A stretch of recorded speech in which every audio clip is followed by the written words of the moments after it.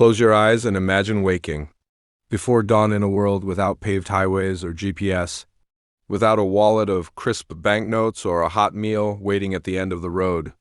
Instead, you have rough woolen robes, sturdy shoes with hand-stitched solace, and a carved staff to steady you on the muddy path ahead. You are a pilgrim, one of millions who, over centuries, chose to walk away from home in search of something both bigger and smaller than themselves: forgiveness, healing, protection, or a glimpse of the divine.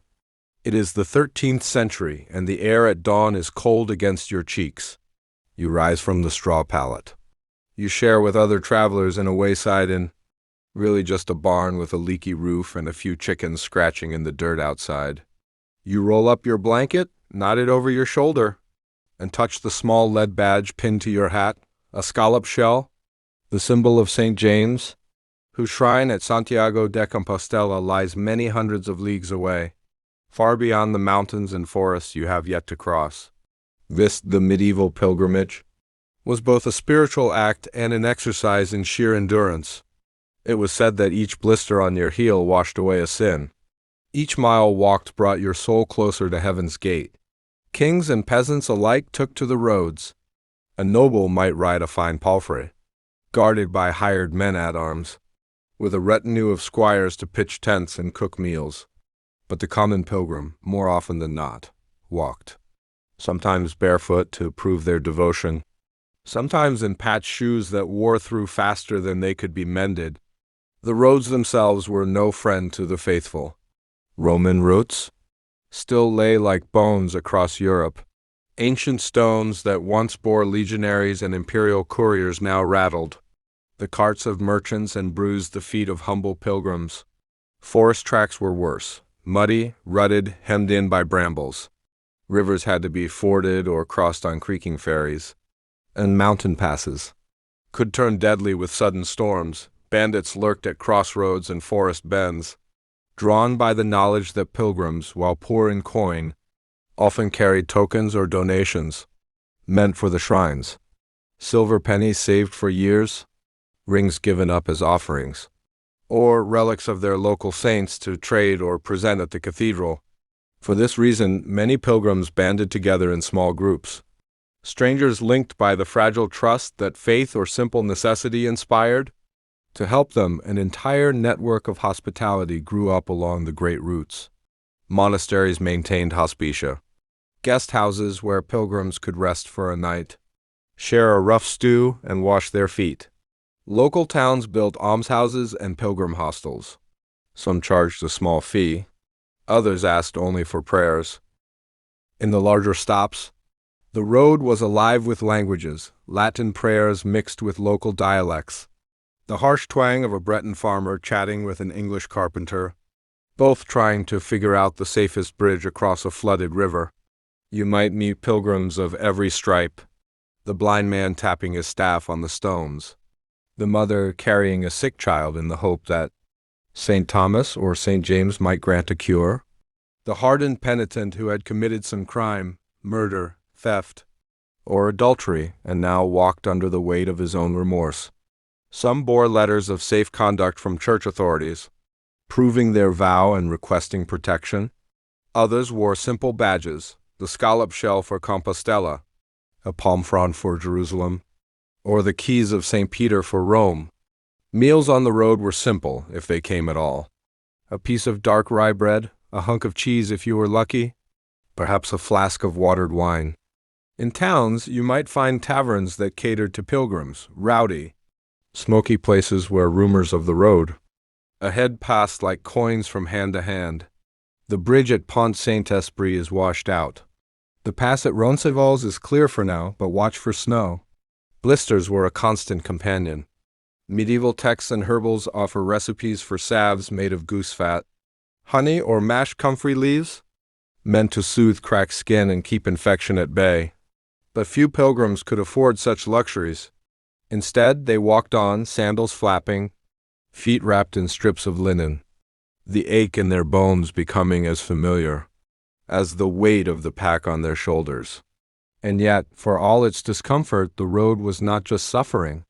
Pilgrimage offered freedom, a chance to step beyond the hedgerows of your birth, to see the high spires of distant cathedrals, to trade a lifetime of farm furrows for the thrill of a story you could bring home.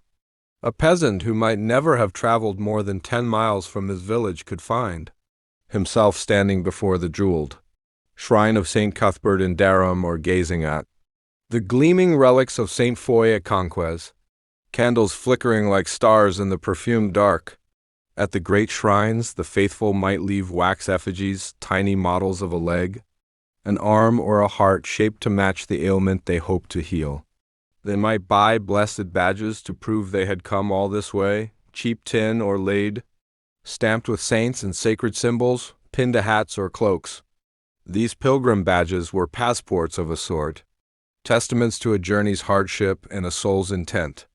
And when the candles were lit, the prayers whispered, the offering made, the pilgrim turned back for home, often by the same weary road. Some never made it back. Disease, misfortune, or simple exhaustion could claim the devout as easily as any thief's knife. But for those who did return, the road left its mark, calloused feet, a sun-browned face, a story they would tell again and again by the hearth in winter. So, tonight, as you drift into your own soft bed, think of the pilgrim curled beneath a wayside hedge, the stars cold above them, the ache in their feet throbbing like a heartbeat. They walked not for luxury or leisure, but for a kind of salvation that could not be earned in gold, only in miles, blisters, and the quiet hope that the shrine ahead might hold a miracle. And ask yourself this small question: what might you be willing to walk for, mile after mile, if you knew each blister carried you closer to the thing your heart desired most? As the sun rose on a pilgrim's journey, so too did the shadows of its dangers. To make a vow was easy, a few solemn words before the parish priest, a hand laid on the altar, a pledge spoken to family and neighbors. But to keep that vow, to see it through mile after punishing mile, was another matter entirely. The medieval road could be a cruel teacher. In the valleys and forests, travelers feared the lawless men who haunted lonely places. Some were outlaws by choice, driven from villages by poverty or crime. Others were deserters, rogue soldiers who turned highwaymen, skilled with the sword or the cudgel. They lay in wait at wooded bends, watching for the telltale staff and badge of the lone pilgrim. An honest pilgrim carried little worth stealing, but even a few pennies meant for a shrine could be plunder, enough to buy bread and ale for a band of cutthroats. A purse, a ring, a woolen cloak, all could be stripped from the weary traveler, who might be left beaten by the roadside, if not worse. Daily spread of pilgrims, robbed not just of coin but of the very badges they had bought to prove their devotion. In some places, these holy tokens became a strange currency among thieves, trinkets to barter for shelter or sell back to the desperate. So pilgrims learned to travel in bands when they could, trusting in the old rule that a group offered safety. Monastic guidebooks recommended certain roads over others, well-worn routes watched by the church's network of hospices and monasteries. Along these safer paths, monks and nuns offered more than just food and rest. They offered warning and news. Keep to the river road, they might say, for the hill pass is taken by rogues. Such advice was as precious as bread itself. But bandits were not the only threat. Disease and injury stalked the pilgrim's trail just as surely. Few travelers knew more than the simplest cures for wounds and fevers. A slip of the foot on a muddy path could twist an ankle, break a bone, or open a gash that, untreated, turned foul. An infected blister could swell with pus until the foot was useless, forcing the pilgrim to stop at a wayside shrine or crawl back home in shame. Cold and hunger struck in equal measure. Even in summer, nights in the open could chill the bones. In winter, snow buried the passes and left the weak stranded. Pilgrims learned to seek shelter where they could: a barn, a church porch, a hollow between hedgerows. Many carried a simple blanket or cloak of rough wool, worn thin with use and smelling of sweat and travel.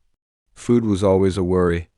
While some villages welcomed pilgrims with charity, Others saw them as burdens, strangers who drained scarce resources. Laws in some regions limited how long a pilgrim might stay before moving on. Begging for bread was common and not always well received. To earn a meal, a pilgrim might help gather firewood, mend fences, or share news from distant places.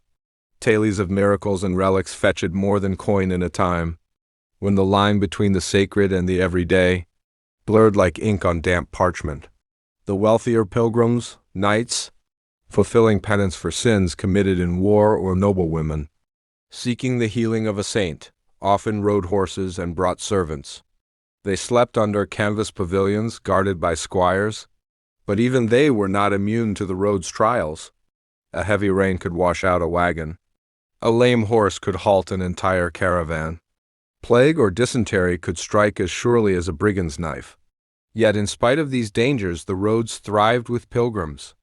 There were the mighty routes, the Camino de Santiago winding through the Pyrenees, the Via Francigena running from Canterbury to Rome, lesser known.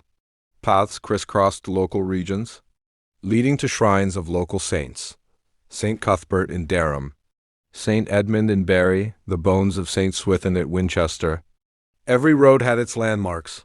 Small chapels built by grateful pilgrims or local lords dotted the countryside, a place to rest sore feet. Light a candle and leave a few coins for upkeep. Crosses marked the sites where travelers had died, reminders that each step was a risk as well as a promise. Some shrines gained fame for more than relics. They were places of healing, believed to hold miraculous springs or bones that cured the sick. People came crawling on hands and knees for miles, hoping for relief from blindness, lameness, the palsy that stole their speech. Pilgrim badges shaped like eyes, ears, or limbs told the stories of what people sought to heal. Merchants too found fortune in these crowds. At major shrines, stalls sprang up like mushrooms after rain, tinsmiths selling badges, taverns hawking stew and ale, innkeepers renting out flea-ridden pallets. The faithful might part with their last penny for a charm or piece of cloth brushed against a saint's reliquary, a tangible link between heaven and the blistered earth. And then there were the fakers, false pilgrims who used the badge and staff as disguise.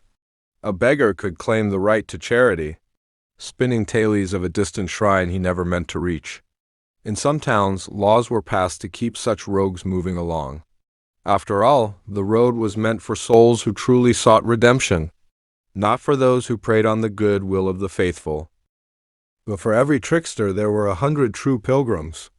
A mother walking barefoot in winter for her dying child, a sinner seeking penance for a crime that weighed too heavy to bear at home, an old man hobbling mile after mile just to see the candlelight, dancing on the jeweled casket of his chosen saint. The road tested the body, yes, but it also forged the mind. Many who survived its trials spoke of how their fear turned to quiet courage. Strangers became companions. The gossip and laughter at a roadside fire softened the hard edges of the path ahead. At night, pilgrims prayed under the stars, hearing the same wolves that once haunted their dreams now as distant howls. They knew they might not reach their shrine. They knew they might never return home. But they rose each morning, staff in hand, feet wrapped against the cold, bound by a vow that blisters could not break. So tonight, as you lie safe and warm, remember the pilgrim curled in a cloister's corner, or by a roadside cross, head resting on a sack of dry bread, staff within reach in case the night brought danger. They sleep as best they can, each breath a promise that the road is not just a place of peril, but also of hope. And when you drift towards sleep, ask yourself this: what veil could carry you through the wild places of your own life? What promise would be strong enough to keep you walking, no matter how many blisters bloom on your feet? Imagine the last stretch of the Pilgrim's Road. Your feet are raw and swollen, the solace of your shoes worn thin, but the spire of the great cathedral rises above the horizon, like a promise cast in stone. The chatter of fellow travelers grows louder, pilgrims from distant lands. Share your path now, a Breton? Farmer with a badge shaped like a cockleshell? a German widow pressing her fingers to her rosary, a Spanish friar humming Latin hymns under his breath. As you near the shrine, perhaps Santiago de Compostela, perhaps Canterbury, perhaps a modest local chapel hidden in the hills, the road itself becomes part of the ritual. Some pilgrims fall to their knees for the final approach, crawling the last yards over rough stones and dusty flagstones. Each brews a wordless prayer. Some weep openly at the sight of the holy place they dreamed of in dark winter nights when they first made their vow. The air is heavy with the smell of tallow candles, incense, and the dampness of old stone. Within the cathedral walls, the soft shuffle of feet echoes like a chant. You might stand for hours in a line that snakes past golden reliquaries and bone-filled shrines. Around you, other pilgrims murmur their sins to confessors in dim side chapels, or stand silent before altars piled with offerings, coins, rings, simple scraps of linen embroidered with a loved one's name. If you were lucky, your pilgrimage might bring you to a relic famed for its power. At Canterbury, it was the tomb of Thomas Becket, the martyred archbishop whose spilled blood turned the cathedral into one of Christendom's greatest destinations. Pilgrims whispered of miraculous healings, the blind seeing, the lame walking, wounds closing overnight like mended cloth. At Santiago, the bones of St. James the Greater, apostle and wanderer, waited beneath the high altar, a beacon for the faithful who dared the perilous road across France and Spain. Miracles were never guaranteed. Yet the stories grew with each new pilgrim who claimed a cure. A man crippled by gout kissed the shrine and rose to walk unaided. A mother's dying child drank water, blessed by a saint's relic, and awoke from fever. A blind woman touched the glass that encased a martyr's bones, and in the flicker of a candle's flame, the world returned in color and light. Skeptics in later centuries would question these tales, calling them superstition, wishful thinking, or fraud. But for the pilgrims who stood there, who had slept on cold stones, who had braved wolves and thieves and frostbitten paths, the possibility of a miracle was worth more than any silver coin. It was the final balm for blistered feet and fearful hearts. The shrine itself was only part of the reward. For many, the greatest healing was the road, the slow undoing of old fears, the friendships formed around smoky campfires, the glimpses of distant hills that no village boy or girl might see in an ordinary lifetime. To travel was to witness the vastness of the world. Snow-draped mountains that cut the sky, fields of poppies nodding in the breeze, river crossings where monks ferried you across for a whispered prayer and a loaf of bread. The cathedral was grand. Yes, its soaring arches and jeweled reliquaries, a testament to faith, but the memories pilgrims carried home were often simpler.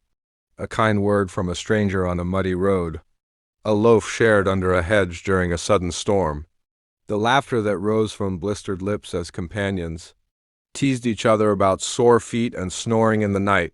When the prayers were said, the candles lit, the lead badge pinned to your cloak to prove you had come all this way. Then came the long return. Not every pilgrim made it back. Illness, injury, or misfortune could claim a soul just as easily on the homeward road. Some pilgrims died at the shrines themselves, buried in the shadow of saints they had journeyed so far to see. In some cathedrals, old ledgers record the names of the dead, foreign and local alike, a reminder that the road to salvation was never a promise of safety. Those who did return home brought back more than tokens. They carried stories that became family legends, told and retold by Hearthlight for generations. A worn scallop shell pinned above the hearth might remind a farmer's children that their father once walked to Santiago. A palm frond might hang over the bed of a widow who once touched the stones of Jerusalem. These humble souvenirs wove distant miracles into the fabric of everyday life. And in villages and towns, these returned pilgrims carried something else, a broader sense of the world beyond their parish boundary. News of distant kings and wars, strange customs, new prayers, or odd relics spread like seeds on the wind. The roads of pilgrimage were arteries of faith, but also of culture and trade, threads that stitched together a patchwork of kingdoms and fiefdoms into something more like a shared world. As the Middle Ages turned toward the early modern era, the age of great pilgrimages began to wane. The Reformation shattered the cult of relics in many lands. Saints' bones were burned or locked away, shrines destroyed or left to crumble. New ideas of faith took root, ideas that questioned whether a 1,000-mile walk was needed at all to reach divine grace. Yet the longing never vanished completely. Even now, pilgrims tread the old routes, on foot, on bicycle, with modern backpacks and waterproof boots. Some walk for faith, some for history, some for the quiet conversation that happens between one footfall and the next. Each blister is still a kind of prayer, each mile an act of remembrance that once the road itself was the holiest place of all. So tonight, as your eyes grow heavy, think of the pilgrims standing in a cathedral's dark nave, watching the candlelight dance on a jeweled reliquary. Think of the road behind them, the bogs and brambles, the laughter and tears, the kindness of strangers, the terror of thieves. Think of the moment they turn for home, staff tapping against the worn stone floor, their badge pinned to their cloak, like a secret proof that they dared the world for the promise of grace. And ask yourself, as sleep gathers around you like a cloak, what shrine stands waiting at the end of your own road? What truth, what healing, what quiet miracle might you be willing to walk toward? Blister by blister, mile by mile? Imagine a summer dawn in the 12th century. The mist clings to hedgerows and the distant thatched roofs of a scattered hamlet.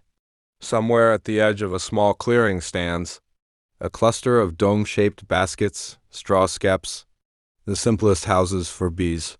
You hear it before you see it, the low, steady hum of thousands of wings, a lullaby of survival that carries through the chill morning air. Beekeeping in Latin apiculture was not the luxury hobby it is for some today. In the medieval world, it was as vital to village life as the blacksmith's forge or the miller's wheel. Bees provided more than sweetness for a lord's table. They were the secret storehouse of sugar in an age when refined cane was a costly import, a taste reserved for the richest or most powerful. For the peasant and the monastery alike, honey was nature's blessing, a source of precious calories, medicine, and barter. Picture a villager, perhaps an elderly woman in a linen coif, or a lay brother in a monastery orchard, approaching the hives at first light. Their movements are calm, unhurried, for a clumsy gesture means a sting, or worse, the loss of a fragile colony. They wear no protective suits, only layers of rough cloth, and perhaps a veil of linen tied across the face. Medieval records tell us that monks were some of the most dedicated beekeepers in Christendom. Many abbeys boasted walled gardens and orchard, clearings where hives stood in neat rows. Monastic rulebooks, like the Plan of St. Gall from the 9th century, included beekeeping alongside brewing, winemaking, and medicinal gardens. Bees were tended with the same devotion given to books and prayers. Their wax was nearly as prized as their honey. Beeswax fed the holy fire that burned in cathedral candelabra and humble. Village shrines alike, tallow candles made from animal fat, smoked and stank when lit, but beeswax burned clean and bright. A symbol of purity in an age that read deep, meaning into flame and shadow. The great cathedrals of Chartres, York, and Cologne glowed by bees' labor. The Virgin Mary herself was likened to the mother bee, chaste and industrious, sheltering the faithful in her hive. Honey was medicine too. In the monk's herbarium or the cunning woman's cottage, it became an antiseptic balm for wounds and burns. Mixed with vinegar, it formed the base of syrups for sore throats and fevers. Stirred into ale, it sweetened a brew that might otherwise be harsh and sour. For villagers whose meals often tilted toward gruel and stale bread, a spoonful of honey was a luxury that reminded them life could offer moments of sweetness. Keeping bees in the medieval world was not without its challenges. Skeps, those simple, coiled straw baskets, had to be protected from rain, rot, and hungry predators. Bears might be rare in some parts of Europe by the High Middle Ages, but foxes, badgers, and even desperate thieves posed a threat to the hive's precious stores. A single mishandled harvest could destroy a colony that took seasons to grow strong. The beekeepers learned to read the hive as one reads the changing sky. A sudden silence could mean the queen was dead or had flown. A deep, angry buzzing could warn of robbers, rival bees trying to steal honey. The sight of bees clustering at the hive mouth in great numbers might signal the start of a swarm. If the swarm escaped, so too did next year's harvest. To capture a swarm was a mark of skill. When bees prepared to leave, the keeper would bang together pots and pans, creating a din meant to confuse and calm the swirling cloud of insects. They'd follow the queen, who often settled on a nearby branch. There, the keeper would coax them into an empty skep, a delicate art of patience and soft singing. Some said, for bees seemed to favor gentle voices. Rights to hives and the land they stood on were no trivial matter. Medieval charters list them among a tenant's dues. A peasant might owe the lord a certain weight of beeswax each year, or honey to stock the manor's kitchens. Some monasteries collected hives as tithe payments, a measure of the spiritual and earthly debt owed by the faithful.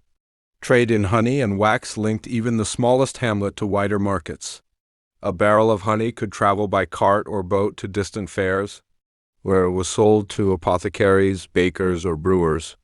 Wax molded into candles became a bright currency that lit the darkness of castles and churches across Europe. And in the shadows of this humming world, folklore buzzed as surely as the bees.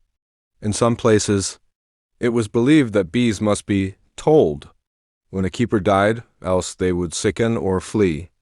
A relative would tap on the skep and whisper the news, sometimes draping it in black cloth like a mourner's veil.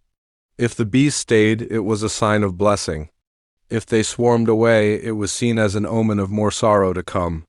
On summer evenings, the hum of the hive mingled with the drone of prayers drifting from the church.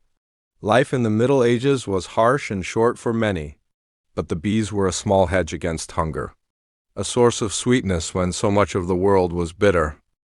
So, tonight, as you drift into sleep, picture the straw skep in the dewy grass, the keeper standing motionless as a cloud of golden, Bodas drifts homeward with pollen clinging to tiny legs. In that hum is the heartbeat of a village that survived winter by the blessing of bees. And ask yourself this gentle question: what small, patient work in your own life hums quietly behind the scenes? A fragile sweetness you tend day by day, trusting that it will see you through your lean seasons when the world grows cold. The beekeeper kneels in the dew-damp grass, a small clay censer, sending up thin wisps of smoke that drift lazily over the row of straw skeps. The bees, feeling this fragrant haze wash over their bodies, grow quiet. Their hum softens to a contented drone. Now, the keeper's hand reaches for the top of the skep, gently lifting the coiled straw lid. Inside, a perfect world hangs in fragile architecture, combs of pale wax, hexagons stacked with mathematical precision. Some hold honey, glistening amber where the sun catches it. Others cradle the future of the hive, the pale, squirming larvae. The queen's treasure that must never be disturbed carelessly. The medieval beekeeper knows how much to take. A greedy hand today means an empty skep tomorrow. Too much honey stolen and the bees starve when the flowers fade. So the keeper slices only the fullest combs, moving slowly, careful not to crush the workers still busily tending their stores.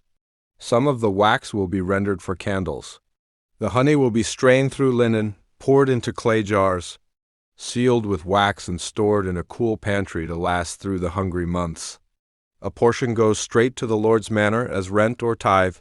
Even the smallest peasant holding might owe a payment in honey or wax, listed neatly in the manorial rolls alongside. bushels of oats, or the spring lambs that passed through the Lord's gate each year. In this way, the hum of the bees reached all the way to the high table, sweetening the porridge of a noble's breakfast or lighting the chapel's evening prayers. What remained with the village was precious indeed.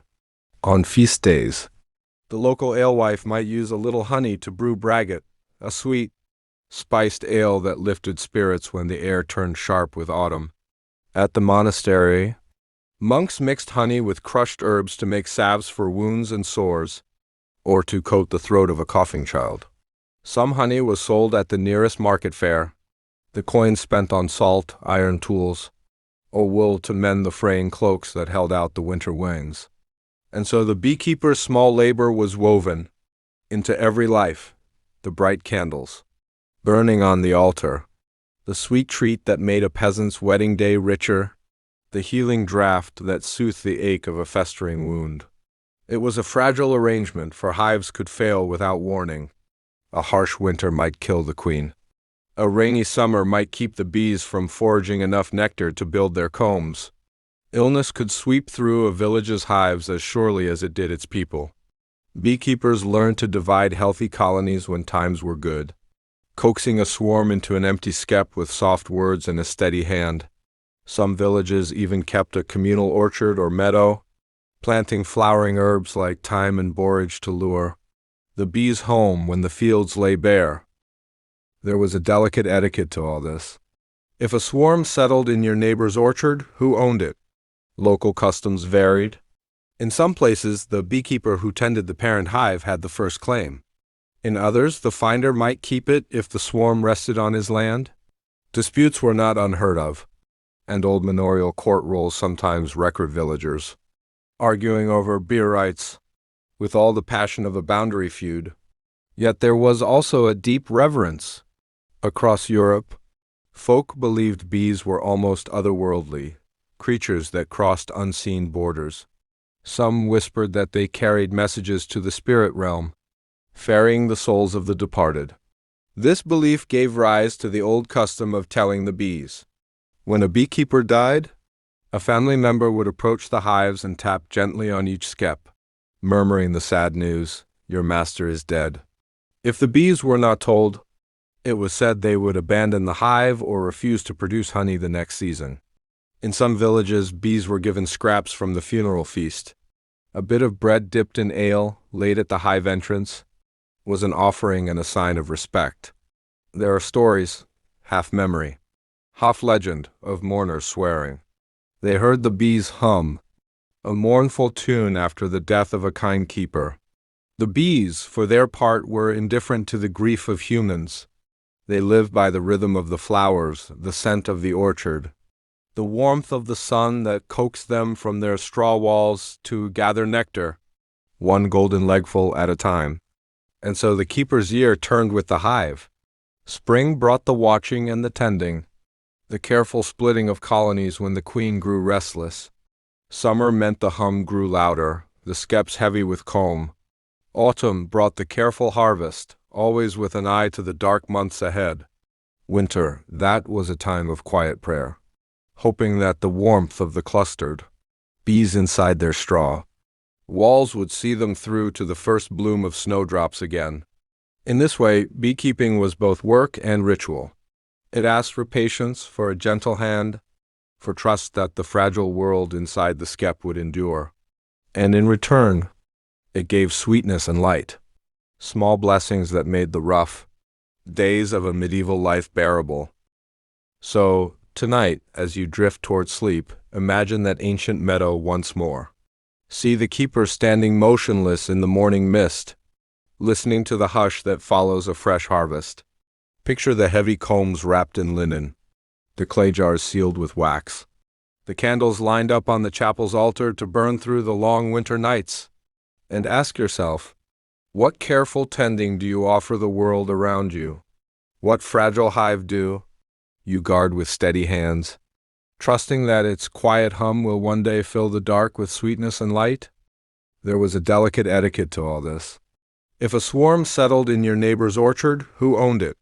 Local customs varied. In some places, the beekeeper who tended the parent hive had the first claim. In others, the finder might keep it if the swarm rested on his land. Disputes were not unheard of, and old manorial court rolls sometimes record villagers arguing over beer rights with all the passion of a boundary feud. Yet there was also a deep reverence. Across Europe, folk believed bees were almost otherworldly, creatures that crossed unseen borders. Some whispered that they carried messages to the spirit realm, ferrying the souls of the departed. This belief gave rise to the old custom of telling the bees. When a beekeeper died, a family member would approach the hives and tap gently on each skep, murmuring the sad news, "Your master is dead." If the bees were not told, it was said they would abandon the hive or refuse to produce honey the next season. In some villages, bees were given scraps from the funeral feast. A bit of bread dipped in ale, laid at the hive entrance, was an offering and a sign of respect. There are stories, half memory, half legend, of mourners swearing they heard the bees hum, a mournful tune after the death of a kind keeper. The bees, for their part, were indifferent to the grief of humans. They lived by the rhythm of the flowers, the scent of the orchard, the warmth of the sun that coaxed them from their straw walls to gather nectar, one golden legful at a time. And so the keeper's year turned with the hive. Spring brought the watching and the tending, the careful splitting of colonies when the queen grew restless. Summer meant the hum grew louder, the skeps heavy with comb. Autumn brought the careful harvest, always with an eye to the dark months ahead. Winter, that was a time of quiet prayer, hoping that the warmth of the clustered bees inside their straw walls would see them through to the first bloom of snowdrops again. In this way, beekeeping was both work and ritual. It asked for patience, for a gentle hand, for trust that the fragile world inside the skep would endure. And in return, it gave sweetness and light, small blessings that made the rough days of a medieval life bearable. So, tonight, as you drift toward sleep, imagine that ancient meadow once more. See the keeper standing motionless in the morning mist, listening to the hush that follows a fresh harvest. Picture the heavy combs wrapped in linen, the clay jars sealed with wax, the candles lined up on the chapel's altar to burn through the long winter nights.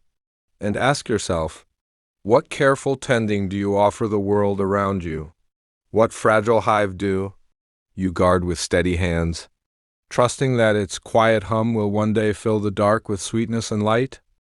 As the last leaves fell from the orchard trees and the meadow flowers withered into brown stalks, the village beekeeper stood before the hives with a careful heart. It was a fragile moment in the year's cycle, the hush before the long silence.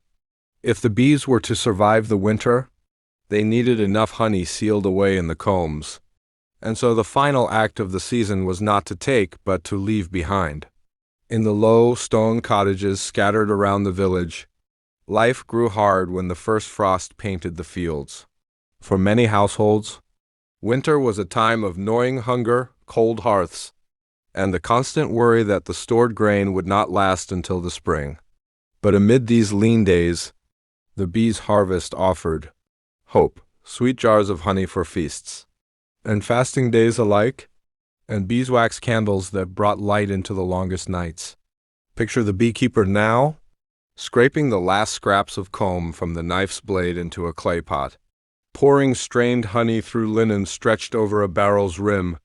A thin trickle of golden syrup catches the weak winter light, each drop a promise that the family's table will hold sweetness, even when the earth sleeps.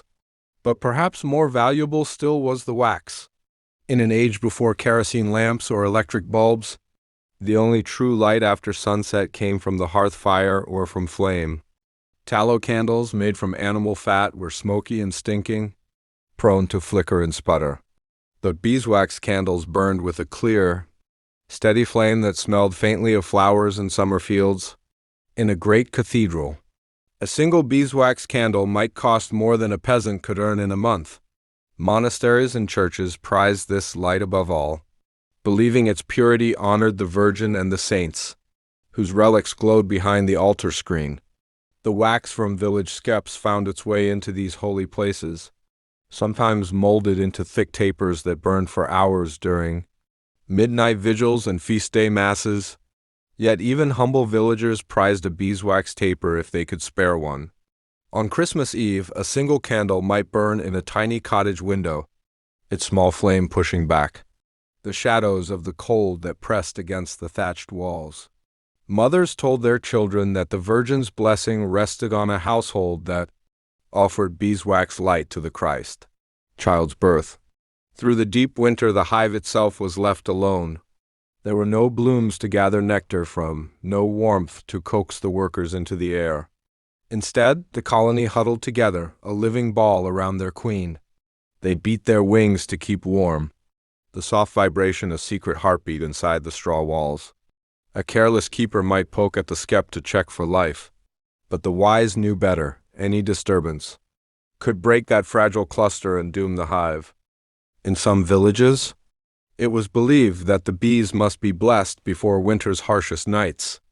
The keeper would sprinkle a few drops of holy water at the skep entrance or whisper a prayer that the Virgin, the queen bee of heaven, would shelter the tiny queens of earth. And when the cold stretched on and firewood dwindled, villagers found small mercies in the bees' gifts. A spoonful of honey stirred into gruel for a sick child, a dab spread on a ragged cut to keep it clean, a beeswax salve smeared on cracked knuckles hardened by chopping wood. In these moments, the hum of summer seemed to echo faintly through the stone walls, a reminder that life, though bitter, always carried sweetness hidden deep within. Beekeeping also gave rise to a quiet sense of kinship among villages. If one household's hives failed, a neighbor might share a comb or two to help start anew. A strong hive could be split come spring, a small swarm gifted to a young couple starting a new croft. Such exchanges were simple gestures, but they bound communities together like honey binds the comb. Over the centuries, as villages turned into towns and monasteries grew into universities, the old ways of beekeeping slowly shifted. New designs replaced straw skeps, wooden hives with removable frames allowed keepers to harvest honey without destroying the whole colony. The secrets of the bees became subjects of scholarly debate. What did they eat? How did they make wax? Could they be coaxed to yield more with clever tricks? Yet for all the changes, the essence of medieval beekeeping lingers on today, a craft of gentle hands, patient eyes, and the quiet understanding that what seems small and delicate can sustain a household through its harshest seasons.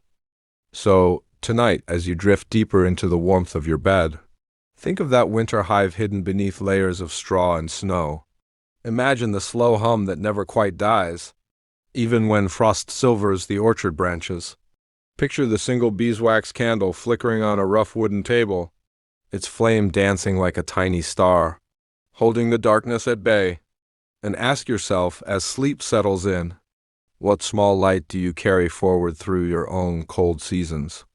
What humble sweetness do you tend through long nights, so that when the world grows dark, you have warmth and hope enough to share?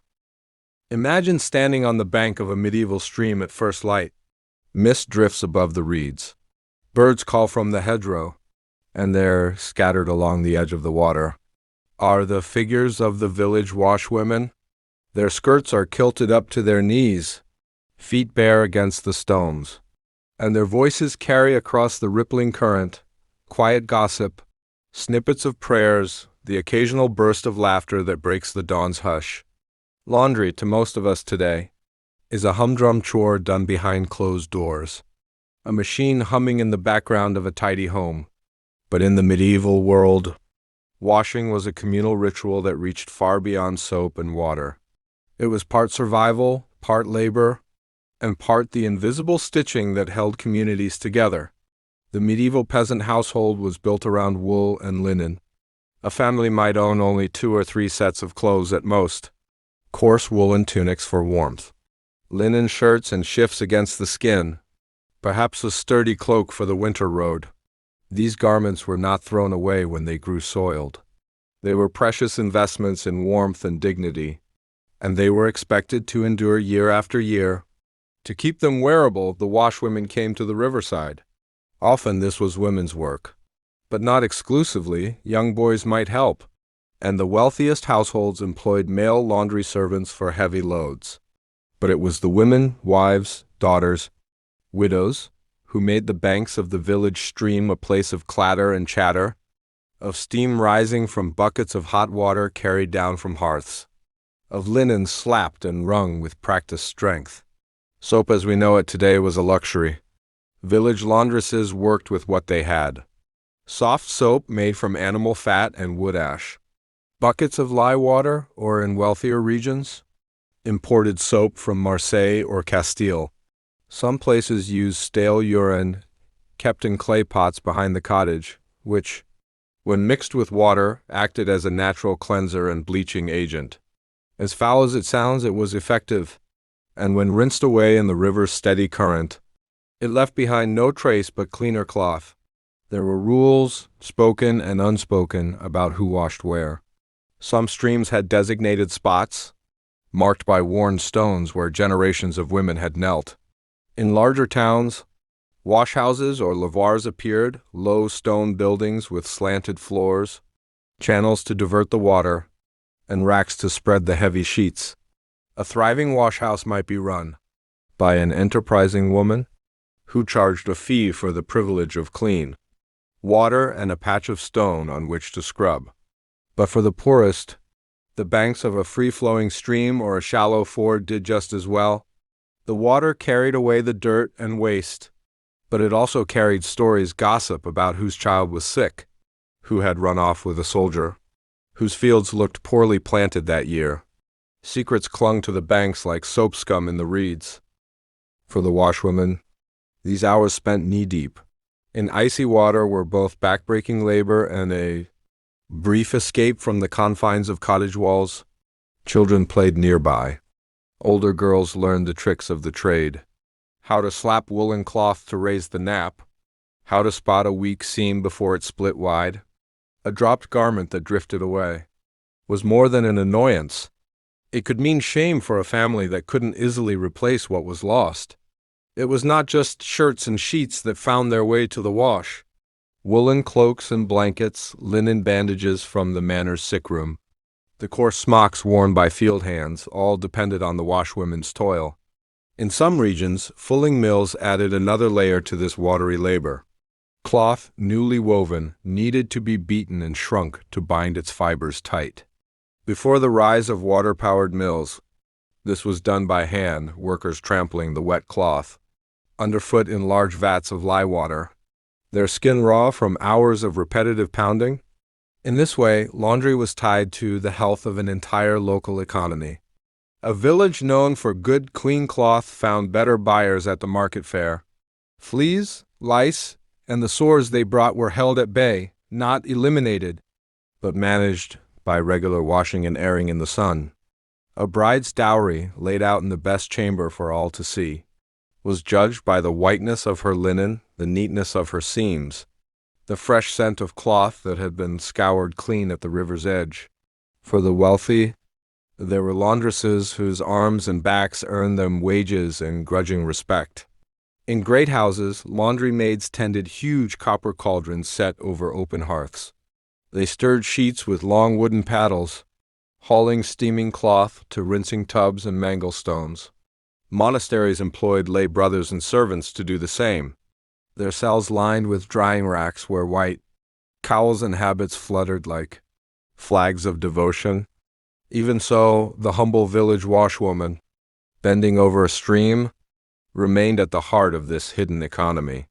Her hands, rough and cracked from soap and cold, helped keep lice from spreading through a cottage, helped linen stay strong enough to pass from mother to daughter.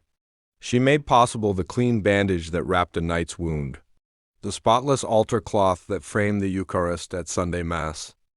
So, tonight, as you drift toward sleep, imagine the soft rush of the river's water over smooth stones.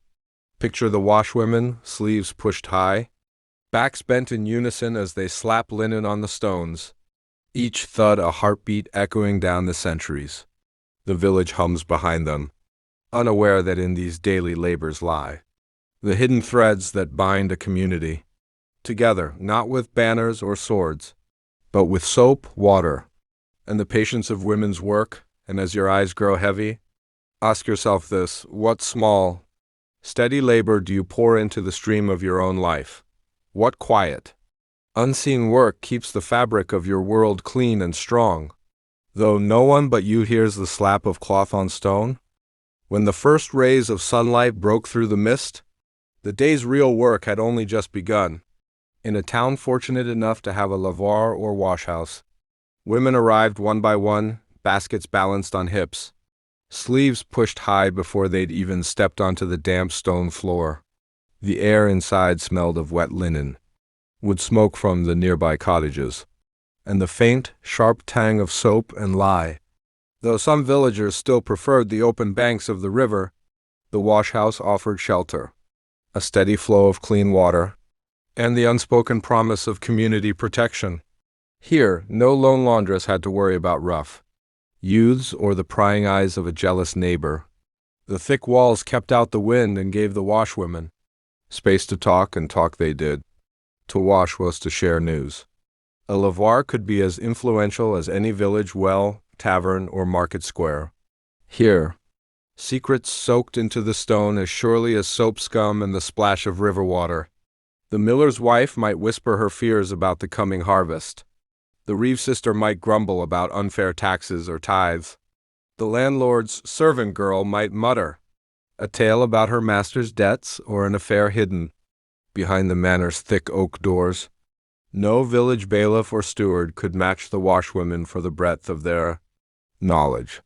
Their eyes saw the bloodstains on tunics after a fight at the fair, the worn knees in children's hose that told of a mother's neglect, the embroidery unpicked and replaced that hinted at a mistress's hidden pregnancy. A careful laundress learned how to keep what she knew or when to trade it for a favor, a coin or protection from a sharp-tongued neighbor. In bigger towns, professional laundresses were indispensable to the merchant class and the gentlefolk, who wanted the crisp scent of clean linen but none of the toil.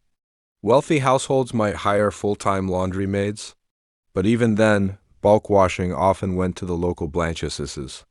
These women built reputations on their skill with delicate cloth, the fine linen ruffs of a merchant's wife, the embroidered altar cloths of a parish church, the stiffened collars of guildmasters, who wished to appear respectable in their Sunday best.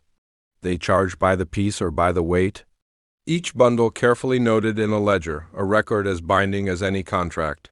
A misplaced tunic or a stained kerchief could ruin a laundress's standing. Yet, when done well, the work was steady enough to feed a family. Some became surprisingly prosperous, owning small washhouses or renting out sections to younger women for a share of the profit.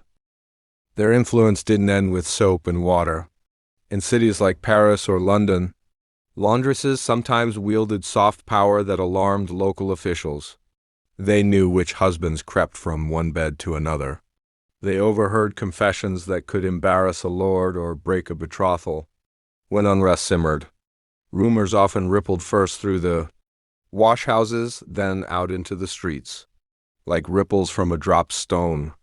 There were stories, half legend now, of laundresses who became spies or messengers during times of war.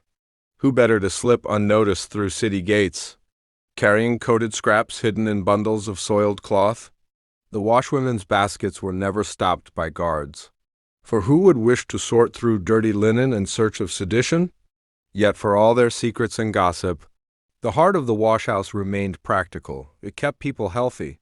In an age when lice and fleas brought not just discomfort but deadly plagues, the simple act of soaking and scrubbing woolen tunics, linen undergarments, and bedclothes could make the difference between a household surviving the winter or falling to fever.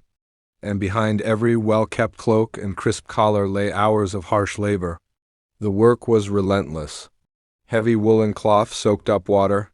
Like a sponge, dozens of pounds that had to be lifted, wrung, slapped against stone to loosen the grime, then rinsed again and again until the river's chill bit the washer's hands raw. On market day, the laundresses might line the main street with fluttering sheets and chemises, pegged to ropes that sagged under the weight. A brisk wind was a blessing, drying cloth faster than the weak warmth of a smoky hearth could. But when the skies turned gray, wet laundry might be slung from the rafters of cottages, the smell of damp wool mingling with the scent of pottage bubbling on the fire.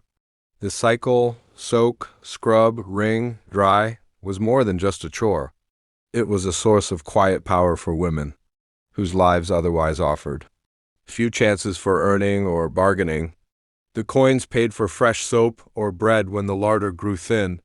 A respected washer might be trusted to mend small tears, or bleach delicate linen until it gleamed. The best even added scented herbs to the rinse water, rosemary, lavender, or thyme, a final touch that reminded their clients that cleanliness, like piety, was next to godliness. So the next time you picture a medieval village, imagine not just the blacksmith's hammer ringing or the mill wheel creaking, but the rhythmic slap of wet cloth on stone, the hiss of boiling soap cauldrons, the low murmur of secrets traded at the water's edge. Tonight, as you drift toward sleep, let the sound of flowing water and the steady, patient work of generations of washwomen remind you there is power in humble tasks, in community shared by the riverside, in the unseen hands that keep a kingdom's linens clean and its stories flowing downstream. And ask yourself this as you rest: what small river of connection runs through your daily labor? What whispers do you hear in your own washhouse of life, binding you to neighbors, family, and the broader world in ways no one else may see? When the river froze at its shallowest fords in the last, pale linens hung stiff in the winter air. The washwomen's season slowed, but never truly stopped. Laundry in the medieval world was not a chore done on tidy schedules, but a cycle that moved with the seasons, the feasts, and the quiet urgencies of life and death. Picture the village in late winter. Low cottages shuddered against the wind, hearth smoke rising in thin threads toward the gray sky. Inside each home, blankets and cloaks reeked faintly of wood smoke and sweat, heavy with the damp of daily life. Lice and fleas stirred in the seams, a constant nuisance that could turn deadly in the right conditions. For many households, the washwomen were guardians against that hidden threat. Even when the riverbanks were hard with frost, the most determined laundresses would break the ice at the edges of the stream or haul buckets of icy water into the washhouse's stone basins. They built fires under great copper cauldrons, boiling the water to near scalding, adding fistfuls of ashes, lye, or pungent soap if they were lucky enough to afford it.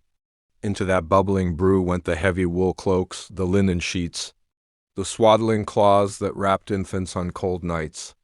There were no gentle cycles. The wash was an assault on dirt and parasites alike. Some households even scalded garments twice, scrubbing between with rough brushes or handfuls of reeds bundled tight with twine. Though the washhouse offered shelter and hot water, it could not soften the strain on the body. Red, chapped hands cracked and bled. The heat of the fire on one side, the bite of the icy air on the other, left laundresses exhausted and sore. Yet for all its discomfort, winter laundry was a mark of a careful household. Clean linen meant fewer lice, fewer open sores, and less chance of sickness when fevers flared in the dark months. So the washwomen endured. In their small ways, they watched over the village's health as surely as any midwife or herbalist. They learned to read the stains that told stories, blood that hinted at childbirth or violence, yellowing that spoke of sickness, mysterious marks that might spark gossip among the stones. In a world where privacy was rare and rumor was a form of currency, a laundress's eyes and tongue held quiet power. Their skills crossed borders too. Cloth was life in the medieval economy, from the raw wool sheared in spring to the carefully spun yarn and the sturdy weaver's looms.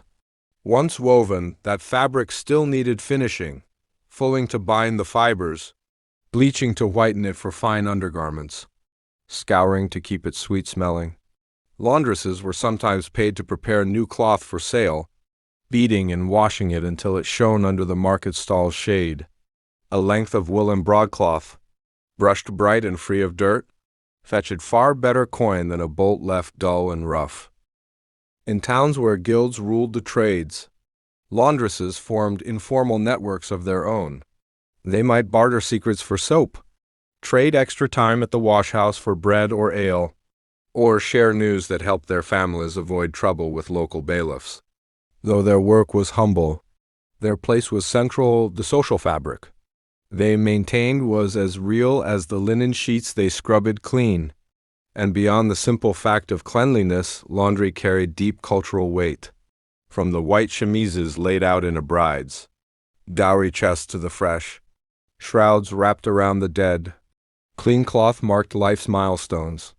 It was the washwomen who prepared a baby's first swaddling and the last winding sheet for a grandfather, laid in the churchyard. They ensured that births began in cleanliness and death ended in dignity. Even when the rest of life was mired in mud and toil, there is something quietly radical about that legacy. In an age when history remembers kings and battles, the washwomen worked in a world of rivulets and rumors, soap bubbles and soaking cloth, yet their work shaped daily survival. They softened the harsh edges of life in cottages that often lacked warmth, privacy, or even basic comfort. If you listen closely to the soft slap of linen on stone in the early morning mist, you can hear a promise that endures through centuries, that small, steady care matters, that tending the simplest things, clean clothes, healthy skin, safe blankets, can hold families together. When the world beyond the cottage door feels cold and cruel, some villages still keep the old lavoirs standing, moss creeping over the stone troughs, the water long since diverted elsewhere. If you wander close on a quiet evening, you might almost hear echoes, the laughter, the scolding, the low secrets carried on the steam. They remind us that for all our modern machines and easy detergents, there was once a time when the simple act of washing a tunic was a lifeline, a duty, and in its own hidden way, an act of community care.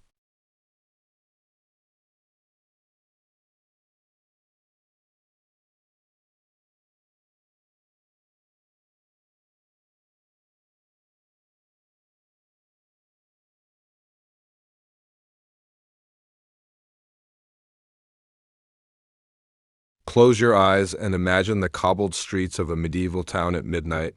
The candles in cottages and taverns are long snuffed out. The echo of the blacksmith's hammer has faded. The wind sighs through crooked alleys, rattling loose shutters and carrying the mingled smells of wood smoke, damp earth, and the far less pleasant scent of human waste that clings to every close-packed dwelling. Out of that darkness comes a slow creak and slosh, the unmistakable sound of a wooden cart rolling over uneven stones. A lantern swings from the driver's hand, its glow barely touching the crooked fences and rickety doorways. This is the hour of the gong farmer, the raker, the night soil collector, the man whose work is so vital, yet so despised, that he toils when decent folk are asleep. In villages, families often had a simple privy behind the cottage, a pit dug deep and lined with wood or stone. But in towns where space pressed close, rows of houses shared public latrines or cesspits dug beneath backyards and alleys. These pits filled steadily, fed by chamber pots emptied daily through windows and doors, their contents splashing into the gutters and mingling with horse manure, kitchen scraps, and the endless sweep of muddy rainwater left untended. These pits would overflow into the streets, breeding pestilence and foul air, a constant threat to health. And so the gong farmer came, sometimes summoned by the town authorities, sometimes employed by households wealthy enough to pay for regular emptying. His work was harsh and revolting, yet he performed a service that no clean-handed merchant or cloistered monk would dare to do. Picture him now, coarse wool trousers stiff with grime, boots caked in the thick sludge of other people's leavings. A leather apron offers scant protection as he hefts his long-handled scoop, dipping it into the pit's depths. The stench rises, rank and eye-watering, a slap in the face. The stench rises, rank and eye-watering, a slap in the face that no one ever truly grows used to. The lantern's glow shimmers faintly across the surface of the muck, thick with straw, bones, and unidentifiable lumps. With each scoop, the gong farmer's back strains, his arms working in a steady rhythm. Dip, lift, tip into the waiting barrel. The work is slow and relentless. Some nights the pit runs deeper than expected, forcing him to lower himself into the shaft on a rope, standing ankle or even knee-deep in the clinging mire. In those moments he breathes through his mouth, though even that offers little escape from the choking miasma. Once the barrels are full, he heaves them onto the cart, each one heavy enough to bow the planks beneath it. By dawn, the load will be trundled beyond the town walls to the dumping grounds, where it will be buried or left to rot far from the market square and the Lord's manor. On rare occasions, farmers buy it, spreading the night soil on distant fields, trading silver for what others can barely stand to be near. Yet for all its disgust, the gong farmer's labor keeps the town livable. Without him, the pits would overflow. The alleys would reek even worse than they do now, and sickness would sweep through like fire in a dry thatch roof. Still, his presence draws whispers and turned faces. Children dare one another to run close to his cart, holding their noses. Respectable folk cross the street to avoid his path. And when his work is done, he fades into the daylight like a shadow retreating before the sun, the unseen, unwanted savior of the town's health. Imagine the gong farmer now, standing ankle-deep beside an open pit behind a row of timber-framed houses. His breath mists in the chill pre-dawn air, but the stench of the cesspit makes him gag more than the cold does. His leather apron sticks to his tunic, and his arms ache from hours of scooping. Yet he works on because he knows that what he carries away is not just waste, but a hidden harvest waiting to feed the fields. In the medieval town, waste was both a hazard and a resource.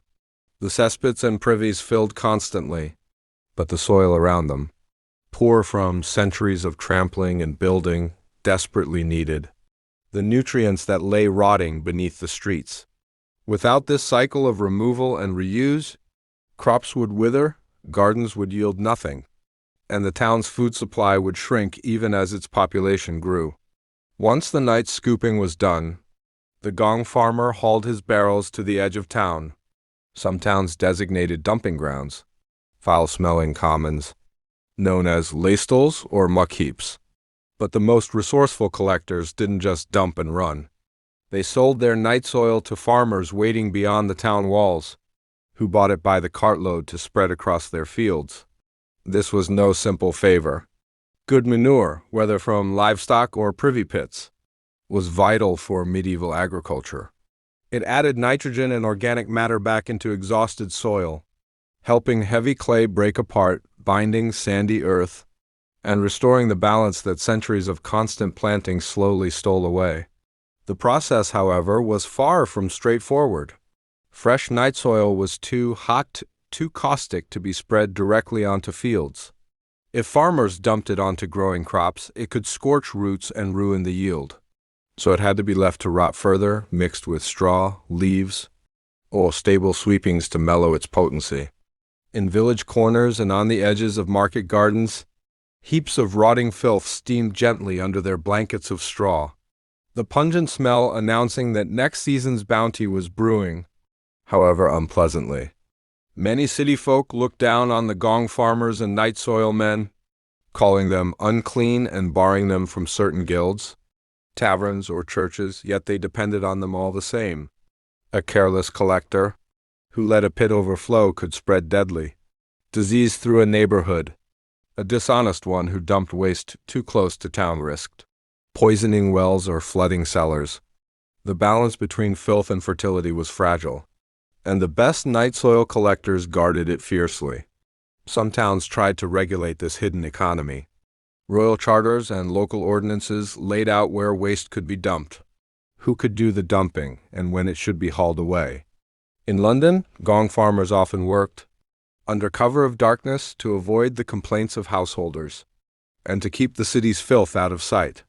In Paris, the authorities hired entire teams to rake the streets clean, carting away not only human waste but horse dung, rotting offal, and all manner of city refuse. Yet even the strictest laws could not keep waste from creeping back in. A single heavy rain could wash the contents of an unemptied pit into the streets. Rats and flies flourished. Disease waited for careless handling. The night soil men became quiet gatekeepers of the town's well-being. Their backs bent not just under the weight of their barrels, but under the burden of keeping neighbors alive. Beyond the town walls, market gardeners relied on this strange partnership.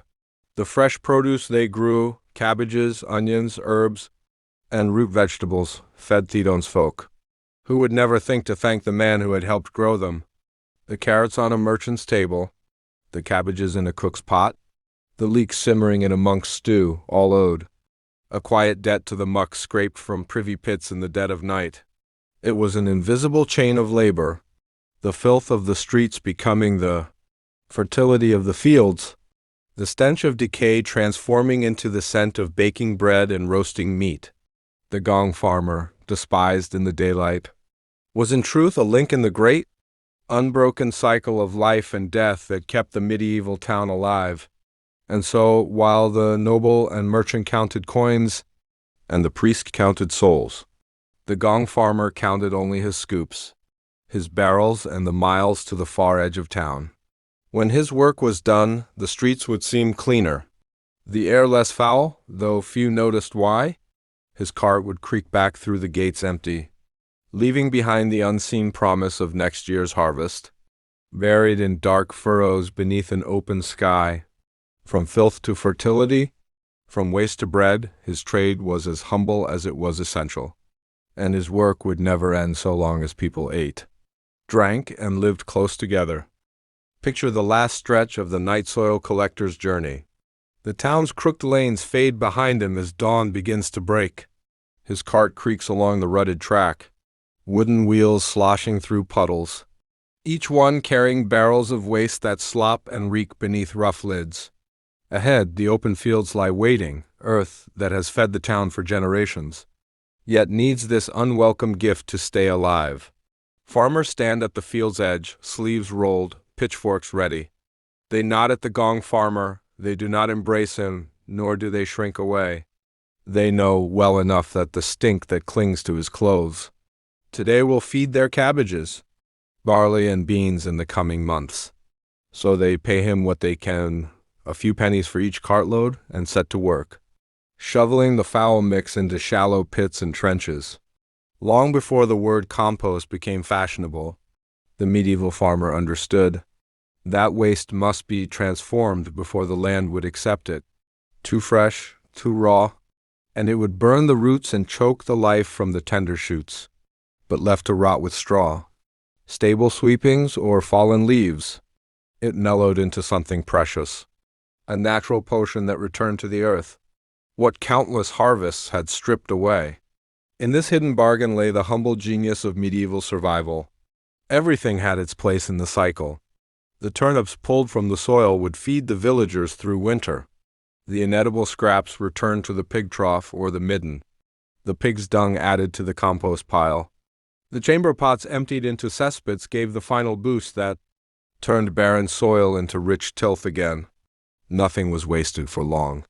Beyond the fields, in small kitchen gardens behind cottages, families used what they could, the sweepings from chicken coops, the sweep of the stable floor, even the ashes from last night's hearth mixed with scraps of waste. A single row of leeks, a patch of onions, a handful of herbs, all kept alive by waste that respectable folk would not speak of in polite company. The night soil collectors became quiet symbols of this earthy wisdom. They might be shunned at the town well or avoided at church, but when the fields turned green and the harvest carts rattled back to market, they knew the part they had played. In their barrels lay the proof that survival, in the end, was not about polish or pride, but about the humble alchemy of turning filth into food. Some towns even found ways to make this cycle a civic duty. Records show that in places like medieval London, certain streets were taxed specifically for the removal of filth. In Bruges, guilds of gardeners paid subscriptions to ensure regular deliveries of well-rotted night soil. What seemed disgusting to some was, to others, simply the hidden engine that kept the wheels of trade and daily life turning. Of course, not all of this was smooth or sanitary. Medieval sanitation was always one flood away from disaster. A sudden thaw might swell the rivers and wash waste back into cellars and wells. Rats followed the piles of refuse wherever they were left too long. Disease, especially plague, lurked in every corner where filth gathered unchecked. But still, this fragile, smelly system endured century after century. It gave towns and villages a chance to grow, to feed new mouths, to bounce back from bad harvests. And it gave ordinary people a way to wring life from every last scrap, a lesson that echoes in our world today, where waste can still become resource if only we are willing to see its worth. So tonight, as you drift into sleep, imagine that creaking cart rolling out beyond the town gates, the dawn breaking soft and gray above the fields. Picture the farmers, pitchforks in hand, working this foul-smelling treasure into the soil, a quiet promise that the land will bloom again, that tables will be laid with bread and stew, that life will go on. And ask yourself, as sleep carries you off, what hidden labor, unpleasant, unseen, do you tend in your own life, turning what others might discard into the fertile ground for your next season of growth? And so our journey drifts to its close, from the bustling markets and weary workers to the candlelit rooms, where stories whispered through the centuries. We have walked together through the quiet corners of history. Tonight, as you lay your head upon the pillow, remember that even in the most ordinary of days, lives were lived, dreams were dreamt, and moments, both great and small, became the tapestry of our past. Sleep well, traveler, until the next tale.